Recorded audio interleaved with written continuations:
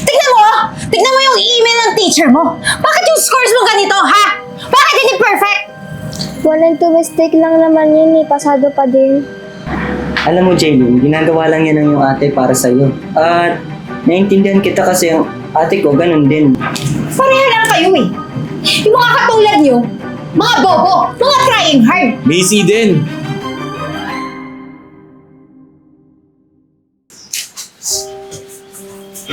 Ay, sa wakas. Tapos ko na din yung paglalabada ako ng kapitbahay. Ate, sigurado matutuwa ka dito. Tamo, ang taas ka sa exam. Ay! Ang galing-galing naman ng kapatid ko. Kita mo, oh. Perfect. Ay, ikaw talaga, ha? Manang-mana ka talaga sa ate. Kita mo, oh. Ang galing-galing. Ang hirap-hirap kaya nito sagutan, oh. Nako, ito naman kapatid ko. Nag-aaral talaga ng mabuti. Ayun, oh. Kita naman sa score. Jade! Jade! Umupo ka nga! Bakit po ate? Tatanong ka, ha? Tignan mo!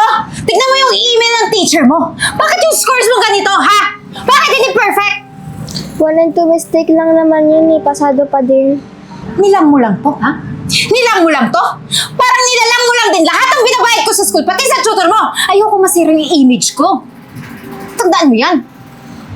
Para saan pa ba to, ate? Eh di ka, para sa atin din naman to eh. Tsaka, sa ngayon, ito pa lang ang susukli ko sa pagtatagoy mo sa akin mag-isa. Sorry ate. Babawi ako. Kapatid ko, pinapaano pa talaga yung ate niya eh. Alam mo, nagpapasalamat ako kasi ikaw yung kapatid na binigay sa akin. Kahit na nahahati yung oras mo sa pagtulong sa akin tsaka sa pag-aaral mo, ginagalingan mo pa rin sa school. At dahil dyan, may reward si ate sa'yo. Ipagluluto ko yung favorite mo na pagkain. Papawi ka? Siguraduhin mo sa final exam mo, lahat ng scores mo, perfect! I'm aiming for you to be the valedictorian! Naiintindihan mo? Ayun, yun ang gusto ko. Tsaka ate, tutulungan na kita. O, siya, sige. Nahiwa ka na ng ano doon, ng mga aratis. Halika na.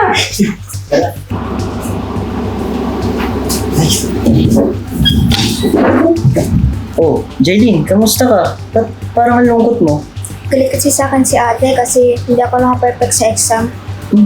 Eh, kakaunti lang naman ang mistakes mo doon at alam ko namang inayos mo ang pagsasagot doon eh. Alam mo, ingit ako sa'yo. Bakit naman? Kasi close kayo ng ate mo at naintindihan ka niya. At yung kasi inuuna work kaysa sa akin. Pag galing niyang work, galit siya. Alam mo, Jaylin, ginagawa lang yan ng yung ate para sa'yo. At naiintindihan kita kasi yung ate ko ganun din, breadwinner, panganay, kaya naiintindihan kita. Naintindihan ko naman yun, pero sana naintindihan niya rin yung pangailangan ko. Alam mo, Jaylin, sa sunod na final exam, ayusin mo, i-perfect mo para matuwa ang ate mo. Siya, tara na oh, magbebel na, tara.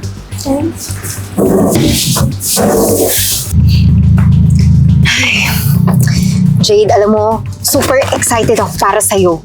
Kasi alam ko namang pinatawag tayo ng teacher mo dahil ikaw na yung valedictorian this year.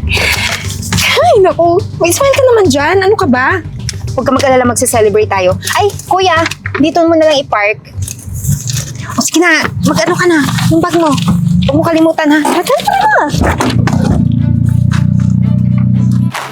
O ano na naman to, Justin? Ako ha, kinakabahan ako. Baka mamaya kung ano pa yung sabihin ng teacher sa atin. Baka mamaya ma-spill ka.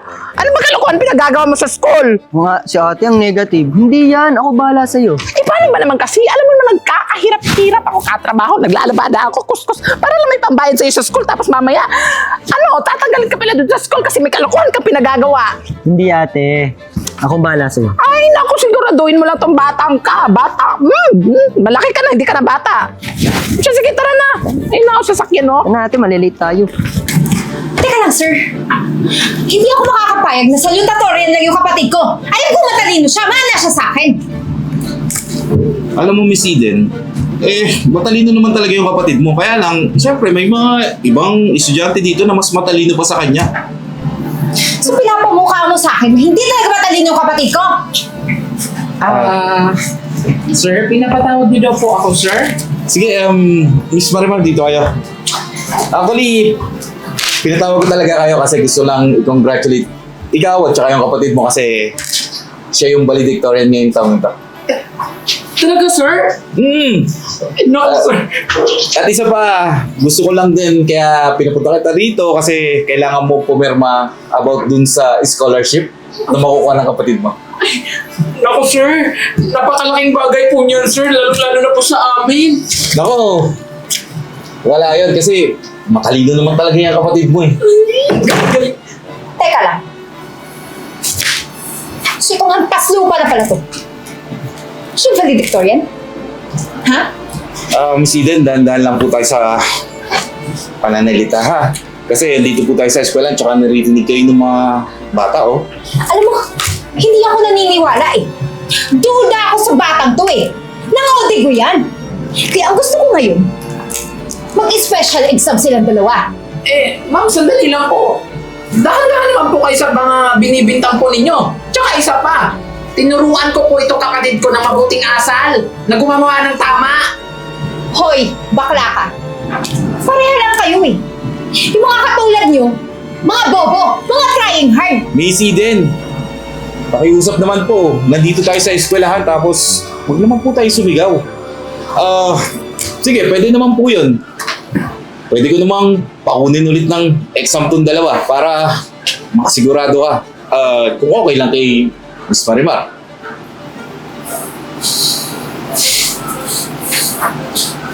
Sige sir, papayag ako. Kung yun lang yung paraan para matahimik na yung isa dyan. Okay, Jade, Justin, mag-ready kayo ah. Mag-exam kayong dalawa. Miss Eden and Marimar, kung okay lang, doon na muna kayo sa labas para makapag-exam tong dalawa. Sige sir.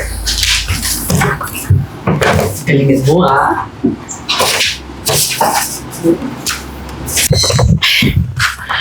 Ay, nako. Ang hirap kasi sa iba dyan, hindi marunong tumanggap ng pagkatalo. Kitang-kita naman na mas matalino yung kapatid ko. Paano ba naman kasi ang gusto ng iba dyan na makakuha pa ng mas mataas yung kapatid niya kahit yun lang naman talaga yung kaya abutin ng kapatid niya. Excuse me? Pwede mo namang iharap sa akin yung mukha mo, no? Kasi alam ko naman ako yung pinapatamaan mo eh. At saka isa pa, huwag ka nga sumandal dyan sa kotse ko. Magagasgasan yan. Madudumihan katulad mo. Ay! Natamaan daw siya. So, ibig sabihin lang nun, tama yung mga sinasabi ko. Nasaktan siya eh. Alam mo, mabuti na lang, sinabihan ko yung kapatid ko eh, na hindi makipagkaibigan sa mga mahihirap kasi walang mararating sa buhay. Ano ba naman yan? Nagpapatawa ba siya? Magkaklase yung mga kapatid namin. Malamang, normal lang na magiging magka-close sila tsaka magiging magkaibigan sila. Anong klase pag-iisip yan? Alam ko na eh. Sinabihan mo yung kapatid mo na makipagkaibigan sa kapatid ko. Kasi, teknik niyo yung mahihirap para makalibre sa aming mayayaman, di ba? Hindi ko pinagsasabihan ng kapatid ko na makipagkaibigan sa mga mayayaman kasi yung kapatid kong yan, tinuruan ko yan ng mga magagandang asal at kabutihang loob. O sige, tingnan na lang natin mamaya. Kasi sure ako na mas lamang ang kapatid ko, mas matalino yung kapatid ko. Yan lang naman kapatid mo eh, trying hard, nakikipagkumpetensya sa katalinuhan ni Jade.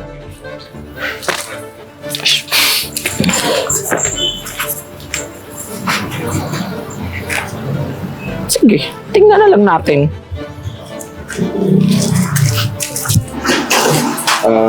Po kayo, Miss Eden. Miss Maragara. Ito na po yung result ng exam ni Jade at saka ni Justin.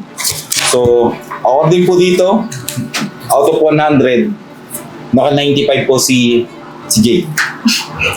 Di ba sir, sinabi ko naman sa'yo, matalino yung kapatid ko.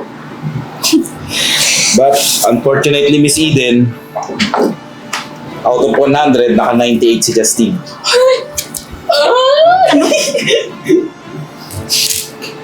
Sir naman, pati ba naman dito? Mag-cheat yung batang yan, ha? Miss Eden, nakaharap sa akin yung dalawa habang nag-i-exam. And kahit unfair nila Justin, pinagbigyan ko yung gusto mo para masatisfy ka. Sobrang unfair niya para dun sa bata. Ate, sorry. Hindi ko nagawa maging valedictorian at di ko nagawa ang gusto mong mangyari. Tanggapin mo na lang na mas matalino sa akin si Justin. Kasalanan ko din naman kung ba't ako nagkakaganto kasi parang di niya na ako mahal. Alam mo, Miss Eden, lalo kasing nape-pressure yung bata sa ginagawa mo. Alam ko naman matalino yung kapatid mo eh. Pero kung susuportahan mo siya, sigurado ako magiging mas matalino pa yung kapatid mo. Sir, pasensya na kayo ah. Pati kayo nadadamay sa init ng ulo ko. Jade. Jade, wag ka sa akin mag-sorry. Alam ko ako yung mga kasalanan. Pinipilit ko na maging valedictorian ka. Kasi para lang sa sarili kong interest, para hindi ako mapahiya. Alam ko nawawala na ako ng oras sa'yo. Pero pinapangako ko, babawi ako. Miss Marimar, sorry pala sa mga nasabi ko kanina ha. Alam ko, sobrang naging judgmental ako sa'yo. Sa'yo rin, Justin. Sorry. Okay lang po yun ate. Naintindihan naman po kita. Ang mahalaga po ay huwag niyo pong pabayaan si JD sa kanyang mga pag-aaral. Kasi po, ito pong ate kong ito, kahit po ay ito ay namin ginagawa, hindi niya po ako pinapabayaan. Kaya po, proud na proud po ako sa ate ko. Ay, sweet na mga kapatid ko. Tsaka isa pa, sana may natutunan kang aral na hindi dapat kailangan maging valedictorian yung mga kapatid natin para lang may pagmalaki natin sila. Dapat sinusuportahan natin sila sa lahat ng mga bagay. Alam mo, Miss Eden, mga ugali ng bata ay mag-uumpisa yan sa tahanan. Kaya kung ano yung nakikita niya sa'yo, baka gayahin ng kapatid mo. So, i-guide mo na mabuti ang kapatid mo. Sige po, sir. Pasensya na ulit ha. Kung gusto niyo mag-celebrate po tayo, punta tayo ng restaurant. Libre ko na kayo.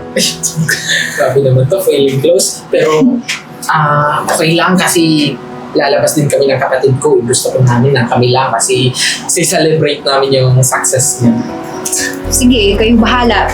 Pero sana next time, kapag in-invite ko kayo, sumama na kayo. Sure. Sige, hayaan mo next time. May ayusin kasi ako. Nasira yung aparador dun sa lalagyan ng mga gamit eh. So, ayusin ko lang ha. Ay, nabasa po ba, sir? Oo. Ako, sir, kung gusto niyo mag-donate ako ng bagong aparador. Sobra naman yan, Miss Eden. Aasahan ko yan ha. Sige po, wala namang problema eh. At saka, para na rin, alam mo na, gift galing kay Jade. Naku, Miss Eden, okay lang ha. Basta yung siguraduhin mo nakasya yung tao sa loob ha. Kasi minsan nagtatago ako dun eh. Naku, sir, huwag ka mag-alala. Asawa ko kasi matapang. Ay, naku sir, alam ko na yan. Gusto mo na malaki aparador na kasya yung tao kasi kunyari pag may ikaw ha, pag may kabit ka dun may tatago ha. Ito naman, Go, sir. joke lang yun kasi mapapiro lang ha. Kahit 4 pa na pinto ng aparador yan, sir, kaya kong ibigay sa iyo.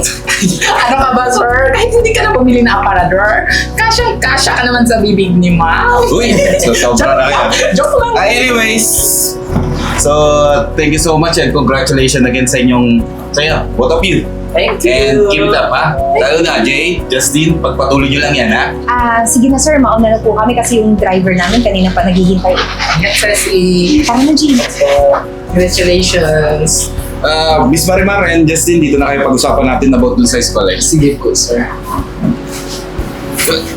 Dito. Ay, dito po ba sir?